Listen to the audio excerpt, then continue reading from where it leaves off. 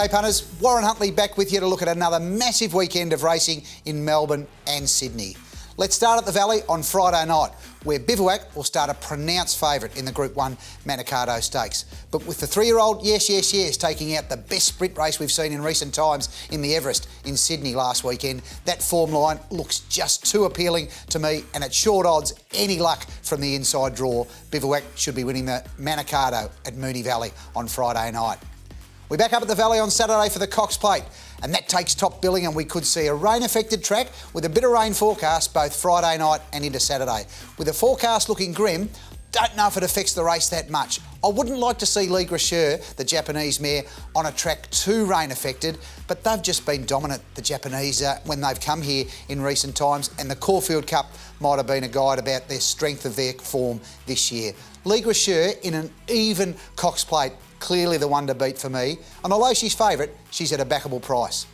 To the Group 2 Crystal Mile, and I'm trusting the form from the Epsom with Dreamforce coming down for John Thompson. Maybe things didn't work out in the Epsom, but that was a stronger race than this. Make his own luck riding the speed. There's a bit of pressure. He doesn't have to lead, but he'll be somewhere there. Seems to handle all track conditions, and I'm with Dreamforce in the mile race at Moonee Valley on Cox Plate Day.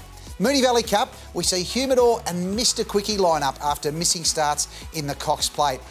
And I'm with Humidor. I just think he's there to peak on Cox Plate Day. I'm sure Connections would have preferred it to be in the Cox Plate, but with his run last start closing off nicely over 2,000 metres, he's effective in this distance range. He went there for a gallop on Tuesday morning. I thought he worked beautifully. I'm with Humidor in the Moonee Valley Cup. And finally to the Vars for the 3-year-olds en route to the Derby. Independent Road was a terrific run at Flemington last start. We see Warning come out of that form line and chase well at Caulfield last start, albeit no match for the winner. But I thought Independent Road was the run of the race that day. He's looking for 2,000 metres, and I think he's good value. Independent Rose in the Vars on Cox Plate Day.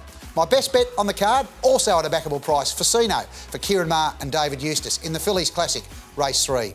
To Sydney now, where we see the running of the first $1 million Bondi Stakes for the 3-year-olds over 1,600 metres. I'm sure this field will grow in strength in time, but for me, I'm trusting the form line through the Golden Rose and then the Caulfield Guineas with Kubrick. He had a tough run from a wide draw, and that was always on the cards in the Caulfield Guineas.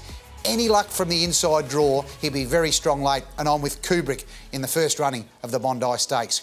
Grey Worm in race 4 is my best at Randwick. He's got a great winning habit, which is a good thing for a race horse to have, and I'm tipping him to win again with Brenton Avdulla on board. I'll be back next week to preview one of the best days racing anywhere in the world, Derby Day from Flemington. But until then, good luck, and remember to gamble responsibly.